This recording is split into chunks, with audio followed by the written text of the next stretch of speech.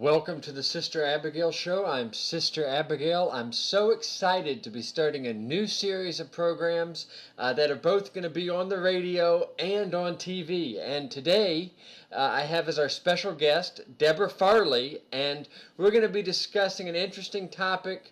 What is Chinese medicine? Okay, and by way of a brief testimony, I've got to say that as a Christian, I was afraid that somewhere inherent within this approach to health that there was something demonic or sinful.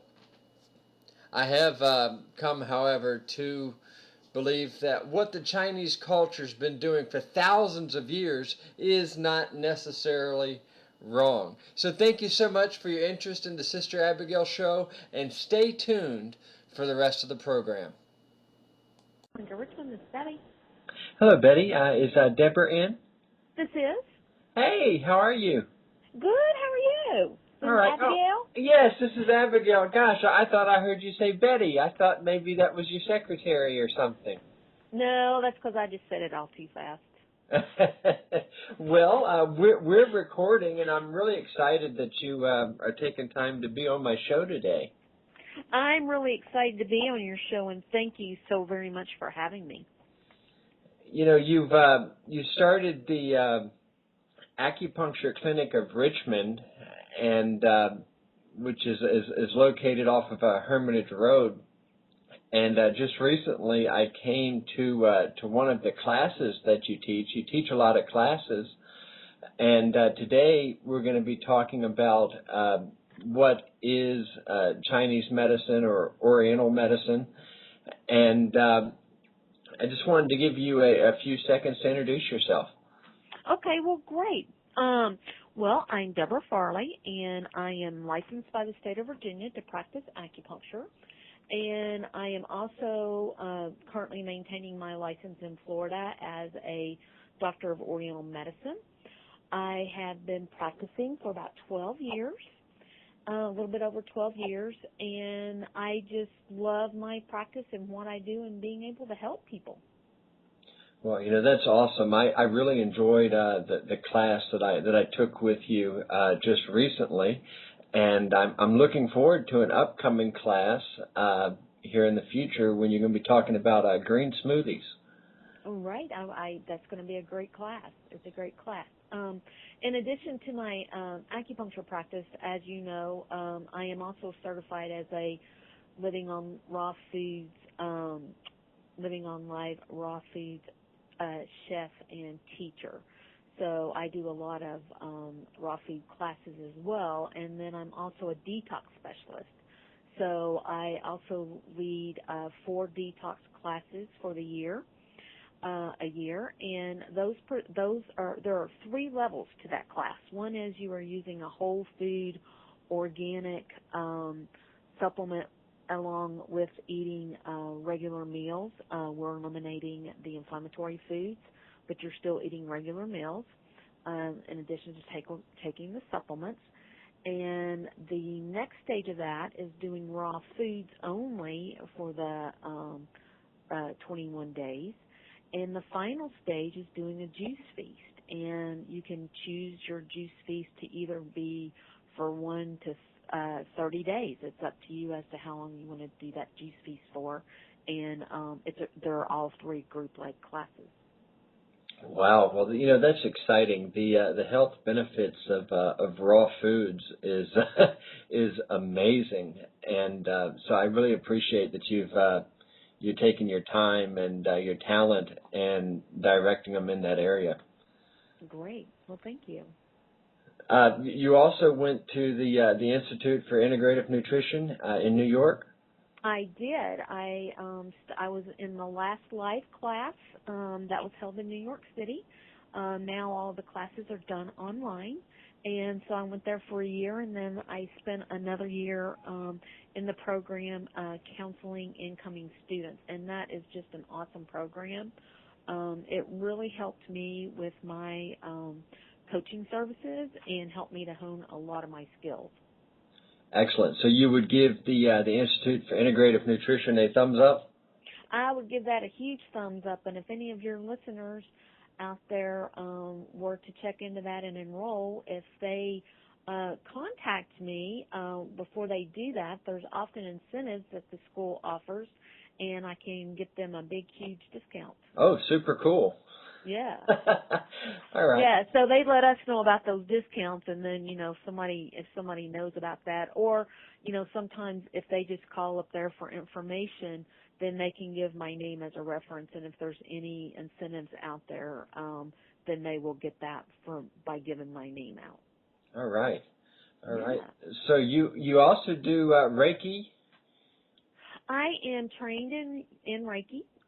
Yes, I was trained in Florida when I was in acupuncture school to perform Reiki. All right. All right. Well, Oriental medicine's a big topic, and for years I was afraid to really study it, because as a Christian we tend to demonize a lot of things that we don't understand. Correct. And so I was kind of afraid, to even look into it. And the more and more I read about it, and the more and more interest that I have, because you can't deny the testimonials. Exactly. Well, and Oriental medicine, Chinese medicine, has been around for over 3,000 years. It's original medicine. Right. In today's society, we're drugging ourselves to death with kind of that pill for a problem mentality. Exactly.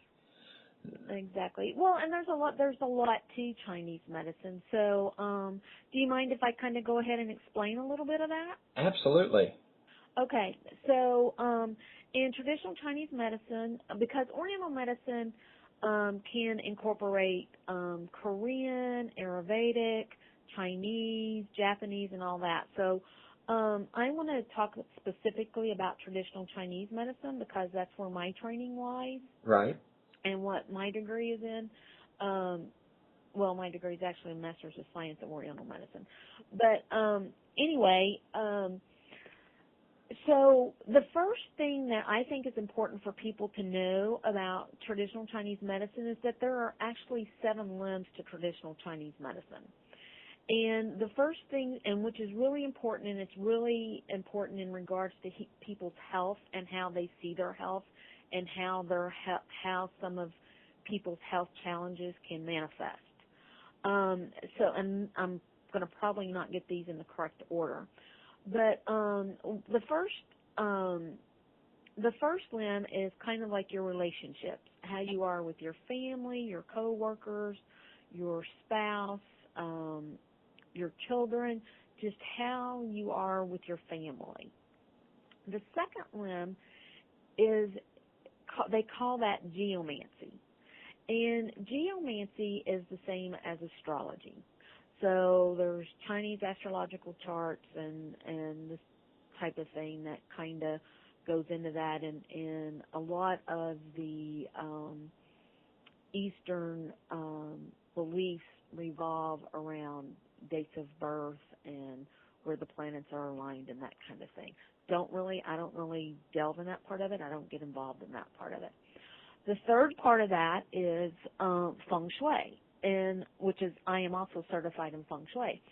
And Feng Shui is the theory of how you are placed in your environment can either be good for you, or that can be not so good for you. For example, back in many centuries ago, when there were a lot of wars being fought in China, landowners wanted to make sure that that the back of their houses had protection, like a mountain or something like that, so that way they could see any attackers that were coming towards them. So it's kind of like, you want your house to face a certain way, or so that you can be aware of what's coming at you and to kind of protect yourself. And that's just a small piece of that. The fourth piece of that is spirituality, and spirituality can be anything. It's your relationship with God, it's prayer, it's meditation, walking in nature, whatever spirituality means to you, because spirituality is different than religion. So, so it's whatever that spiritual piece that gives you harmony and gives you support and helps you to get through your days. So there's the spirituality piece. Then there is the nutritional piece. And so your body is basically fueled by what you put in your body. And you have to be giving your body good, healthy food in order for your body to function properly. So you think of your food as the gas that you're really putting in your car, is how I make that analogy. And you want to put the best food possible in your body so that your body can perform as well as it can. The other piece of that is the herbal piece. And in traditional Chinese medicine, herbs play a big part. The way acupuncture is taught in the United States and even in China now is more based on herbal theory than acupuncture theory. But it's using herbs and nature's own medicine, because, as you may probably also know, is most medications that are out there are coming from herbs and plants and food sources. And the pharmaceutical companies are extracting pieces of that to make a medication or a prescription. And, sometimes it takes the whole piece of the plant, not just a part of the plant, to make that synergistic so that works completely. And then, of course, the last part of that is acupuncture. And acupuncture would have been the last step that they would have done 3,000 years ago, because that's considered surgery. It was considered invasive. The ancient needles were made out of stone and bone, if you can imagine that. Ouch, yeah. Yeah, and, they were very, very, very, very thin. Well, not very thin, but, they kind of honed that down a little bit. But still, we've come a long way since then. But that was considered invasive, and it was the last step. And what acupuncture does is acupuncture is the placement of needles in specific locations on the body based on your diagnosis, and I'll talk about that in a minute. And the needles are retained for around 30 minutes, and that the needles are basically working with the body's own healing responses in order to allow a healing response to happen. And Western medicine has actually mapped out that these pathways where the needles are placed actually do exist. They're real. It's an electromagnetic field. And that there are 4 chemical electrical responses that happen in the body when an acupuncture needle is inserted into the body that creates a healing response. So Western medicine does say, yes, this does happen, and yes, it can have a therapeutic effect. And that's kind of basically the 7 limbs of Chinese medicine. Well, that's awesome. One thing that's noticeable in what you're explaining is that it really is a holistic approach to health. Exactly. It's all about everything. And so usually when you come and see someone such as myself, and every acupuncturist practices differently, but in my practice, I spend at least 45 minutes with a new client, and I go completely over their medical history, what's going on. I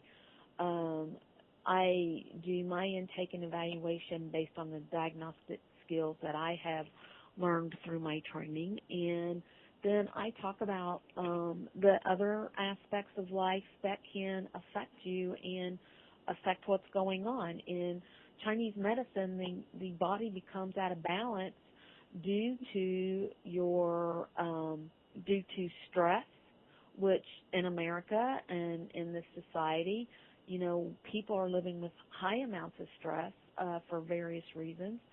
So stress, trauma, lifestyle, diet, and your environment can all affect your health. And so I discuss that all with my clients when they come in and help them to see other areas that they can work in that will also help me to help them to get their challenges resolved quicker.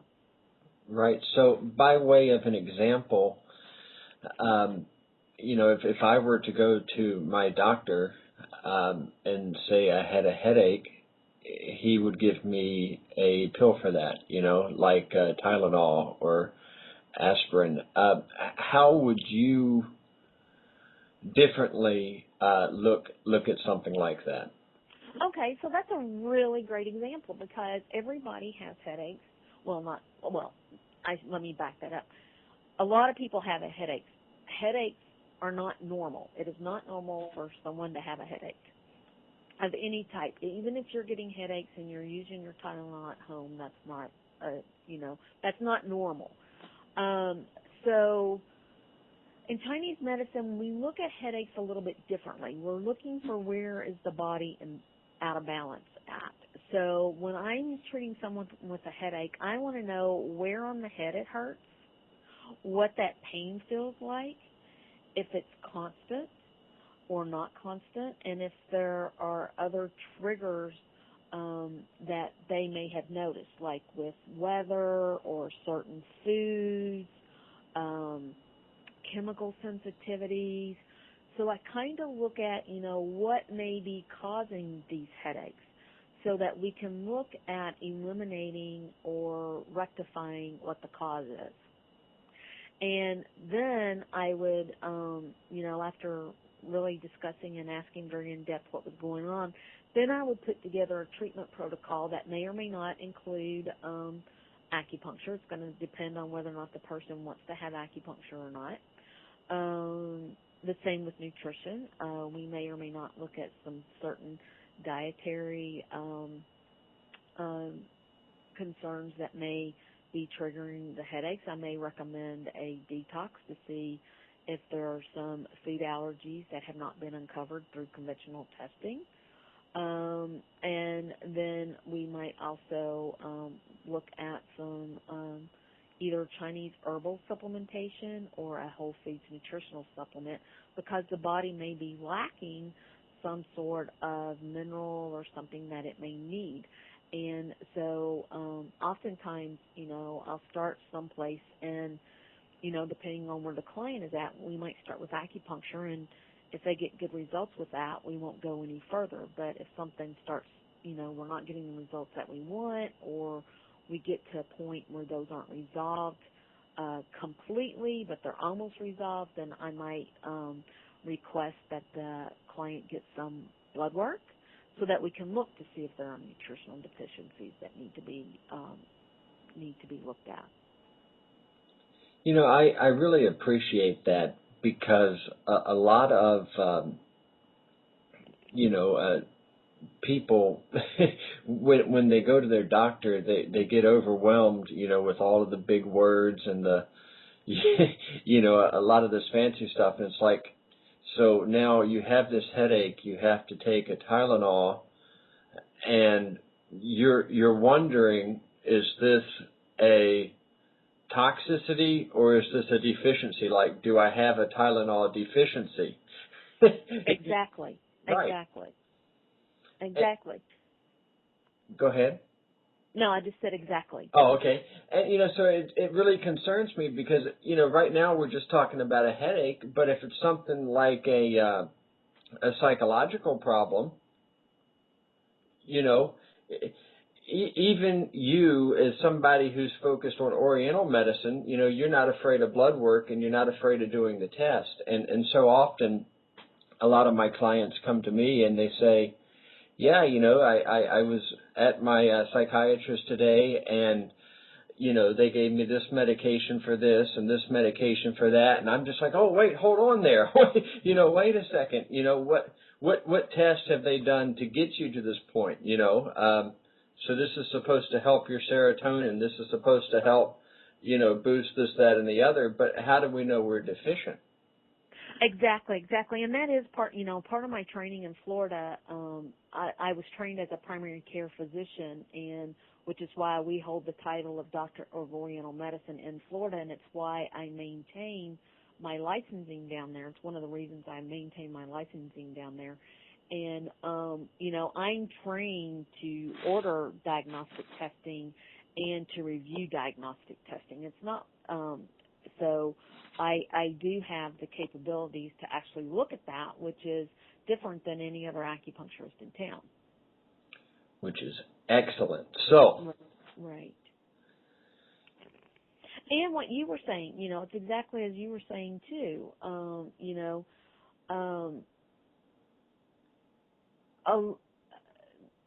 Western medicine is only dealing with what's within the scope of their practice and within their training, which is to prescribe medications.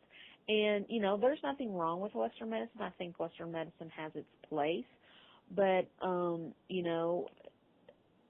there are other things that can help that. And, the main difference between Western medicine and Eastern medicine is Eastern medicine looks for and tries to prevent and tries to treat the causes, whereas Western medicine is working with symptoms.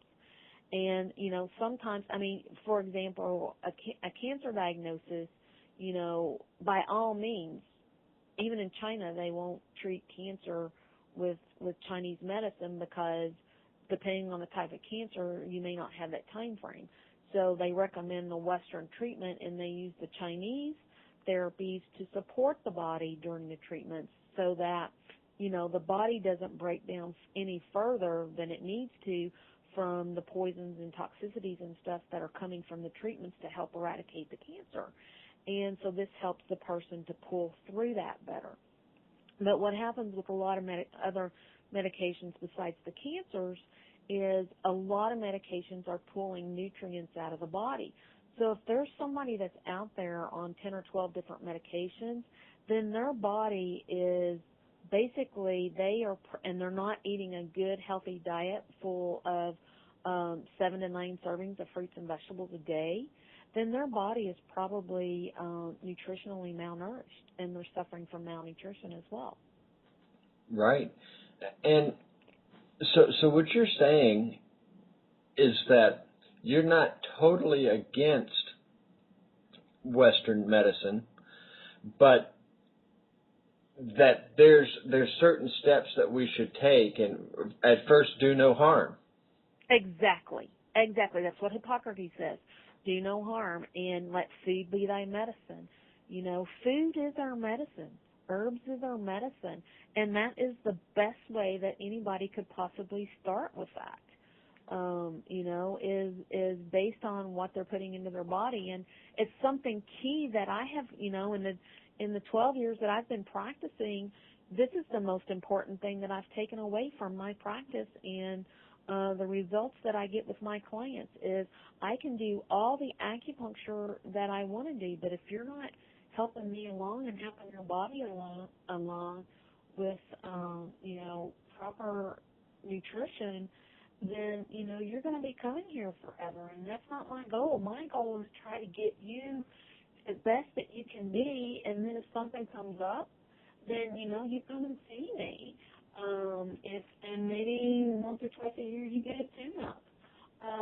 Acupuncture can be used for acute stuff. Acupuncture is great for colds and flus and allergies and broken bones and after surgery.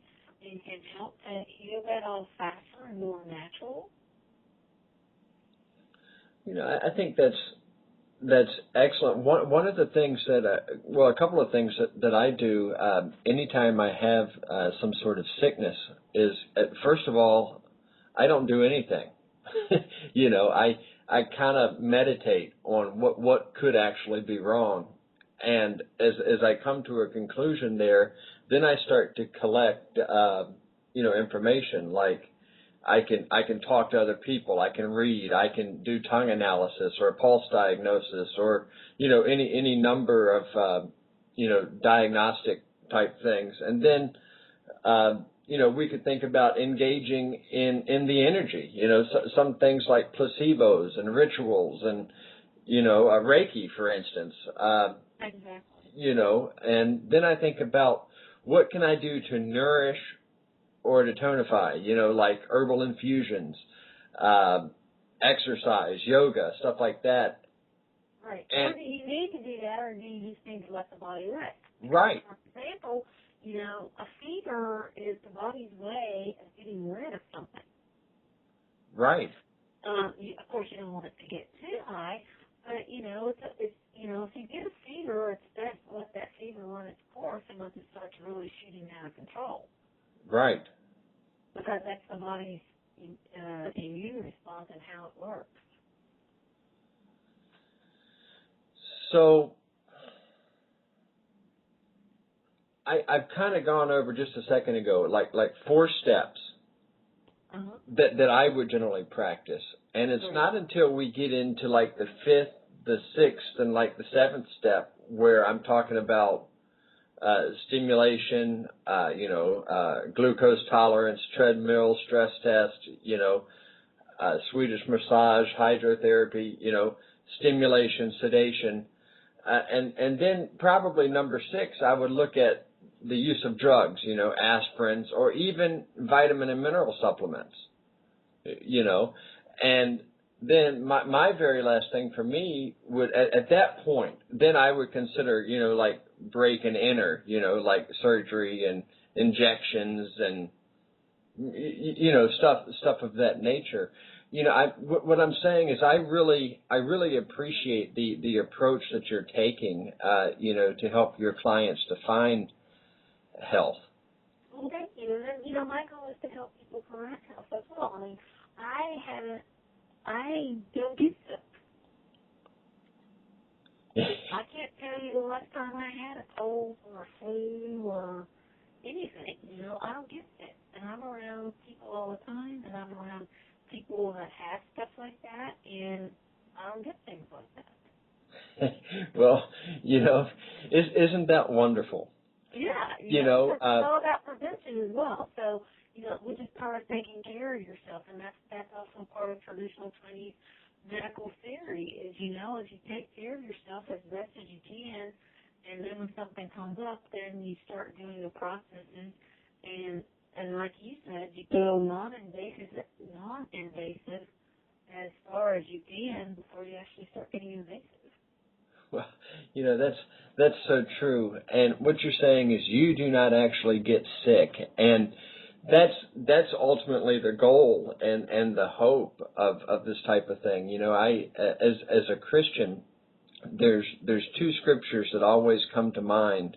Well, 3 when I think about health and fitness. And first, I come to the situation knowing that I've been made, so my body has this innate ability to heal itself, given the right environment and things. And then, my body is the temple of God, so if I look at it that way, then I have some responsibility to play and to take in my own health. I can't blame my doctor.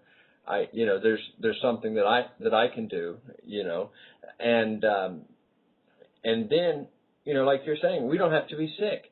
It's the Bible. One of my favorite scriptures is, above all things, I want you to prosper and be in health, even as your soul prospers. So it's like we can be as physically healthy as we are spiritually healthy. That's the goal. We don't have to be sick. Exactly.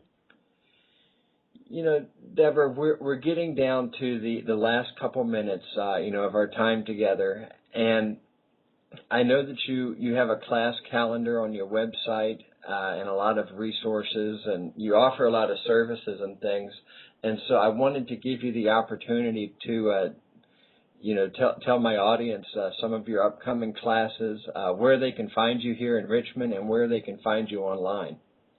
Okay, great. Well, here in Richmond, my office is located at 4801 Hermitage Road, and that's directly across the street from Brown Park at the I-94, I-65, I-64 interchange. So that's where my office is located. My website is Debi, BIFARLEY.com. I also have a blog, which is DebiFarley.blogspot.com, that I post a lot of information on as well. I've got my fall detox coming up. That starts on the 27th of September. All the information for that is at my website and registration. And that's the one that I told you has 3 different levels for it. I also have a sprouting class coming up, a green smoothie class coming up that you talked about. And the really great thing that I would like for your readers to know is that on October the 24th, from 12:30 to 6 p.m., I'm having a open house in honor of Acupuncture and Oriental Medicine Day and the fact that I just moved to this new location. So we're having an open house. We're going to be giving some demos, some lectures. There'll be some light snacks. There'll be some door prizes. And I'd love for you and your readers to come by and stop in and say hi that day. Oh, well, excellent. I will see what I can do to certainly put that on my schedule. I'll look it up there online and see if I can't make it out. You know, I thank you so much for being on the program today, and I look forward to our upcoming television programs. Yes, me too. I'm excited about that. And I want to thank you again for having me. And it was such a pleasure having you in class, and I really enjoyed meeting you. And I look forward to the television show that we're going to do, and I look forward to seeing you in class soon. All right. Well, I will see you then, and I guess I'll sign off. Okay, great. Thank you, Abigail. All right. God bless you. You too. Bye-bye. Thanks so much for your interest in the Sister Abigail Show. You can visit my website at www.sisterabigail.com. I really hope that this program has sparked an interest within your heart to reclaim your health or even to maintain your health. Okay? I also hope that that you're not going to let a spirit of fear keep you from researching what I found to be the wonderful world of Chinese medicine. You know, when I was taking my chef's class, Debi was my instructor, and I was so thrilled to learn about Debi's practice and her classes and things that I immediately had to set up for a radio interview. And that, of course, resulted in today's show. Now, don't be sad. Our time with Debi isn't over. She's going to be back on our program in the future telling us more about her practice. She's actually going to run me through a consult that's going to be really exciting, and she's going to be teaching a class about the fun and tasty topic of green smoothies. So she's going to be back on with us in the future. Now, I'd love for you to go and visit her website at www.debifarley.com. Again, thanks again for your interest in the Sister Abigail Show, and God bless you.